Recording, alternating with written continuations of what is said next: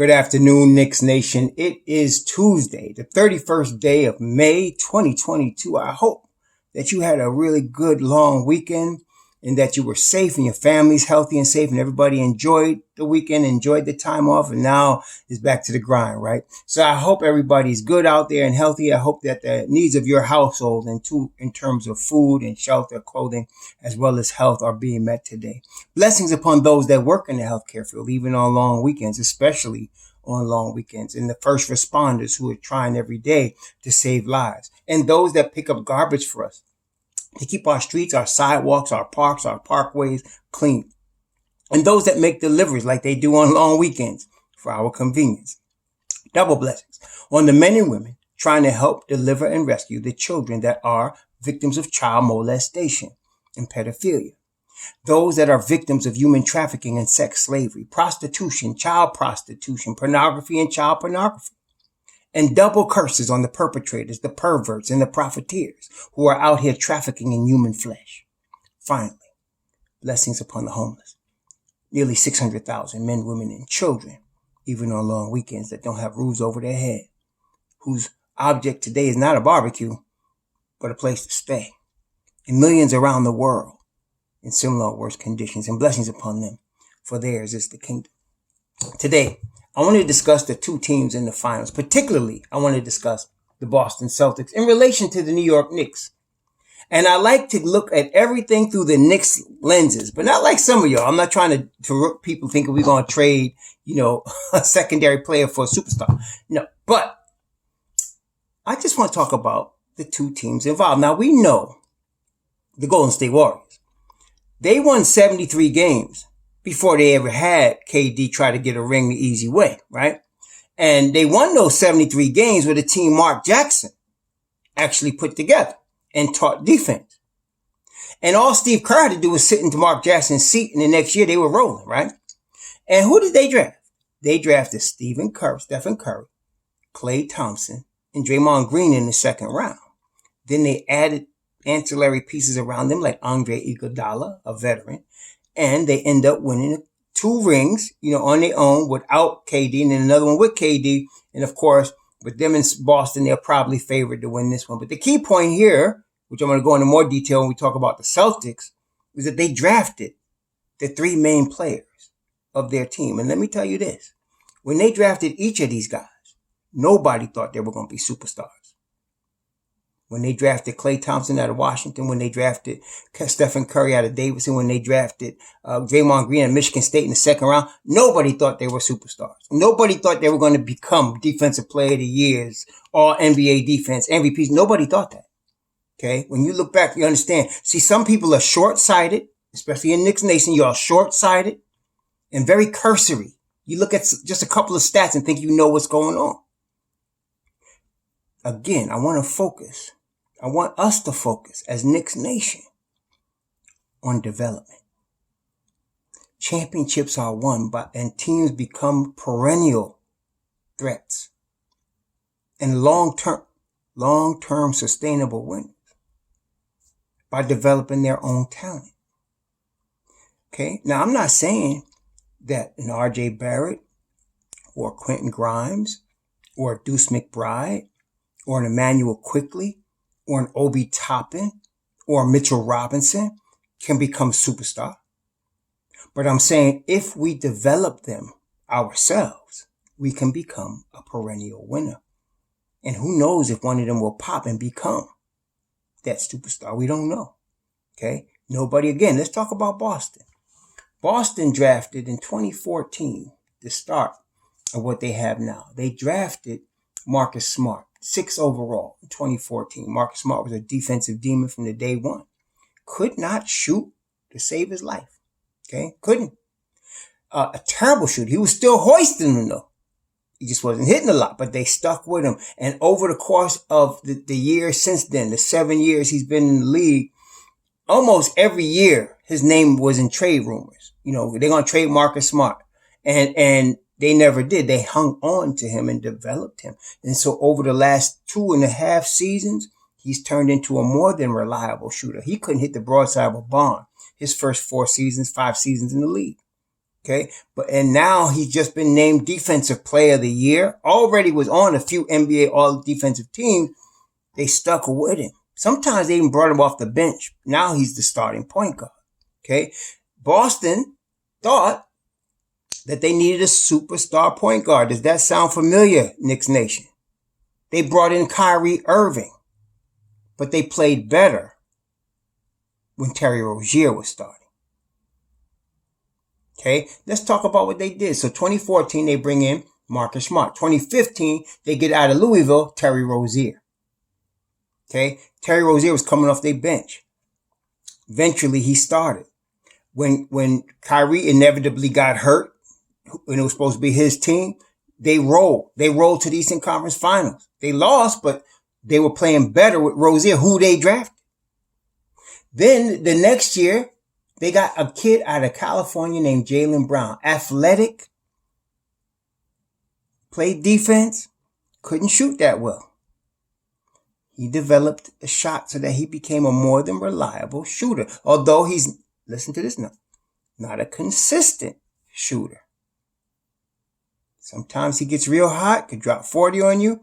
Sometimes he can't hit anything. Does that sound familiar? Then, 2017, they draft Jason Tatum, a guy with superstar potential, who is now all NBA first team. Okay, 2017. Then, they also drafted Sam Ojeleye. I can't say his name. Sammy Ojeleye. Yep, they did. Now they ended up letting him go because they started to get stacked on the wings and on teams. You know, that sound familiar? They were still building, wasn't winning the championship, but they were getting in place what they needed. Then they needed a 5. They had brought in a couple of 5s. You know, they still have Tice. They had Enes Kanter. They were trying different 5s. But they brought in Robert Williams out of Texas A&M. That was 2018. You can see what he's doing now. They just signed him 3 years, $39 million. Then they started getting stacked now. The next year they bring in Grant Williams, 6'6", 230 pounds, burly dude, solid, rebounded defender, tough kid, hits threes. They also drafted Matisse Thybulle, but they traded him to Philly. They drafted Romeo Langford, another solid kid out of Indiana, who they just traded him to. They drafted Desmond Bane, traded him.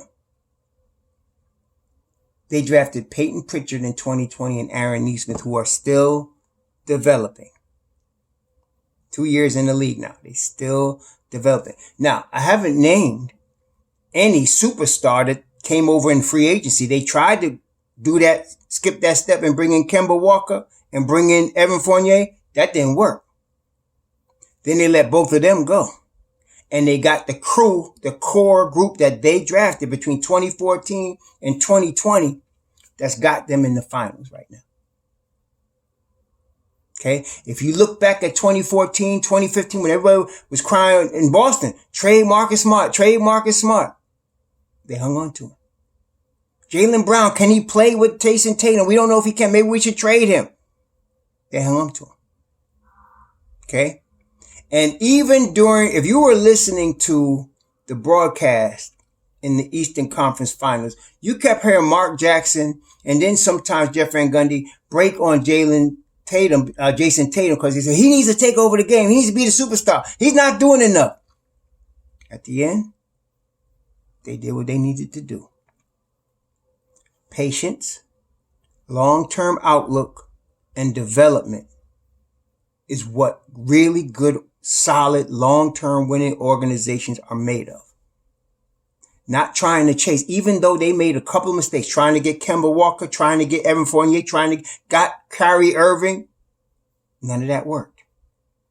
The players they drafted got them in the finals. The players they drafted. Now, let's talk about the Knicks. They drafted R.J. Barrett. They got Mitchell Robinson in the second round. They got Obi Toppin 2 years ago, a number 8 pick, and at the 20-something pick, they get Emmanuel Quickly. Last year, they get Quentin Grimes at the end of the first round. They get Deuce McBride in the second round at pick 36. Okay? They got what they need. They got what they need. We just have to be patient and stop looking for the quick fix. Stop looking at other teams' players. Who can we get? Who can we go after?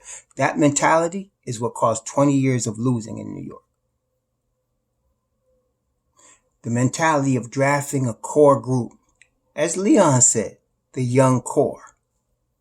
The mentality of drafting the young core and developing them is going to get us to the next level. Now, some of you may ask a question, which is a very valid question. I want to answer it right now. Why did Leon Rose pick Tom Thibodeau, who don't know nothing about development, is a win now coach, when you got all these kids on the team? And you still have Mark Berman out here talking about, well, he's probably going to put it together to go get a superstar. That's the old Knicks thinking that caused us 20 years of losing. The two teams in the finals have core groups of players that they developed, that they drafted and developed. And it doesn't even matter. Like, let's say Golden State beats Boston. I think everybody can expect Boston to be knocking on that door again next year. Because none of those cats, Robert Williams, Jason Tatum, Jaylen Brown, none of them in their prime yet. And you're still developing Nesmith, who's a tremendous shooter out of Vanderbilt. Peyton Pritchard, another tremendous shooter out of Oregon. You're still developing them. Okay? So, what am I saying? We already have our core. Leon has called it the core group. So why did he pick Tom Thibodeau? I feel like it's the familiarity. And if you remember the summer that Tom Thibodeau was hired, 2 summers ago, there was a lot of newscasts about how much he had changed. You remember that? Now he's learned from his past experience. He's been going around the NBA and talking to coaches about how to do things a little differently, because he had a reputation of wearing his players out, running them. And you know what? He came in and did exactly what he had always done. This past season, it was to the point where, as we now know, Worldwide West and apparently others in the organization wanted to fire him by the trade deadline. Okay? Because apparently he forgot about the change he was supposed to be making. But we have a core group of young players now. And I'm thinking, with the way things are going now, we had the news the other day, the Knicks have sent representatives to work out with Mitchell Robinson this summer. They're working out with him now. Okay? They are intending on re-signing him. It's up to Mitch whether he wants to come back. They're going to give him the $55.6 million, which they should. If he comes back, which I believe he probably leaning toward coming back. I really believe Mitchell Robinson likes New York. And I really believe the New York Knicks fans mostly love him. Although there's a contingent of you that's just too stupid to understand what you have when you have somebody good, because you're always hating your own players and you think everybody on every other team is better and he can't shoot threes from the half court, whatever. But a lot of y'all understand. We got something with Mitch. We got something. We got a defensive anchor that can help us move forward like Boston did. Okay. And there's always people hating RJ. RJ ain't this. When I first, in his rookie year, when I said he was a second coming of Jimmy Butler, some of y'all was still tripping. You crazy. But some of y'all can see it now. Okay. You can see it. It's coming. All right. And so RJ is going to come up and do what he do. And I think a lot of us understand what we have in the Quentin Grimes, what we have in an Emmanuel Quickly, what we have in an Obi Toppin. And as I mentioned before, we need to trade Julius Randle. We did not draft him. And with the antics that he displayed, he actually, he lost us some games with his attitude. And specifically, I'm thinking of the Phoenix game where Mitchell Robinson dominated DeAndre Ayton in the game. Okay. And it was a close game. And Cam Johnson was pulling shots out of his behind to win that game. But we still could have won the game. But Julius' attitude with Johnson lost us the game. He's supposed to be a leader. You cannot have $100 million guy supposed to be a leader on a team with young players that loses his head like that. or slams the ball down and walks off the court after they pull out a good win, or knocks the laptop out of the assistant's hand trying to show him something. You cannot do that. And we already discussed how he crowds the paint. I don't mind Mitchell Robinson crowding the paint. And he learned, now you're going to see he's going to extend his game a little bit. I don't mind. I need RJ Barrett to have NBA spacing. His game is predicated on driving hard to the hole. We need to move Julius Randle, and I believe they're going to do that. So those things, and you put all that together, we have the core to become the Boston Celtics. We do. All the players I named, Obi Toppin, Mitchell Robinson, RJ Barrett, Quentin Grimes, Deuce McBride, Emmanuel Quickley. We have the core that we need to move forward. And then I really want this year's pick. That's why if we add Mathurin, let me just tell you something. Mathurin would be our Jason Tatum. If we got him, he'd be our Jason Tatum. Okay? Because I believe he's that good. Now, if we don't get him, I'm very confident in Walt Perrin in the draft department at the New York Knicks organization that they will get us a good player between whatever 11 and up or 11 and down, whichever they pick. I'm thinking they're going to move up because this is the draft to do it. And you got a piece with Julius Randle that could get you a higher pick. So I think they're going to move up in this draft. And they're going to get a good player. Okay. Because this is top heavy draft. They're going to get a good player. And so I believe whoever they get, whether it's Mathurin or Griffin, or some of y'all love Johnny Davis. I'm not as high on him, but even him or Agbaji or Sohan, whoever they get is going to be a player now we can add to the plethora of core that we have and move forward. Now, going forward, I think we're going to be in the Celtics position when they were now. They drafted Matisse Thybulle and traded Romeo Langford and traded Desmond Bain because we're getting to the point where we have what we need. We have critical mass with what we need. Right. And so and plus next year, I'm thinking from this season, after this one, when you start getting more high school players coming to the draft, you're going to see a lot of busts because a lot of high school players are hard to gauge because sometimes they peak early and they just never get better. Okay. And they're coming at the wrong time. Like we've seen a number of players. For example, Kevin Knox. Kevin Knox would probably be a different player if he'd have stayed at Kentucky at least one more season. He came out too early. Okay. He came out too early. And that's been a couple of these guys' situation. You come out too early trying to get in the league and you're not ready. And you know what? Sometimes it ruins a guy. You're going to see a couple of guys pop, some generational talent to come out of high school, like another LeBron James, another, Luka Doncic will come out and be the maestro, be that prodigy. But for every one of those, you're going to get a whole bunch of busts.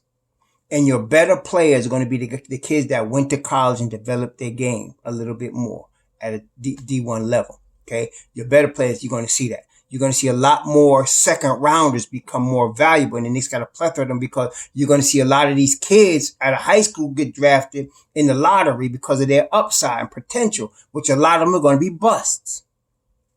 Okay. And your better, more mature players are going to be in the late first and in the early second round. You're going to see more talent there, more mature talent that's going to make it. That's what I'm seeing. So after this year, I'm thinking you're going to see more busts next year. And this is good. The Knicks would have already had the crew that we need to move forward with to develop into a Boston Celtics, into a Memphis Grizzly type team. Okay. So, I'm really high on us right now. What I've seen in Boston gives me a lot of hope because of what we have, especially what we have in the front office. You see Brad Stevens and Brad Stevens was on the sideline. He went into the front office. Dan Yage left, went to Utah. Now you got Brad Stevens running things. You got Ime Udoka being on the coach. And look at the defense both of those teams play. Everybody thinks of Golden State. They think, 3-pointers from Stephen Curry, but they play probably the best defense in the Western Conference. And you could see the defense Boston played against Miami, which are also two tremendous defensive teams. You need defense first to win.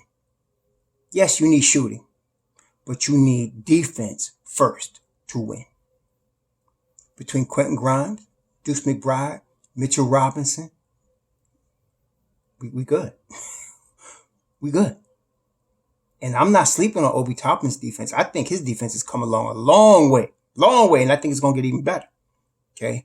And RJ also. RJ and Obi are not they're not Evan Fournier type defenders. They're much better defenders than Evan Fournier, and then they give more effort, obviously, than Julius Randle on a consistent basis. So don't sleep on them. We can be with Tom Thibodeau, we were 11th, and it was a bad year defensively for us this past season. We were still 11th in the league. Now you got a whole bunch of kids that have bought into Thibodeau's defensive schemes. I think we're going to be in good shape, y'all. Really think we're going to be in good shape. Okay, so let's hold tight, Knicks Nation. Root for your own players. Cherish the guys that your team drafts. Stop tripping about NBA 2K on across the street with all these guys on these other teams. We got what we need. Y'all have a good Tuesday. Enjoy your week. Shalom.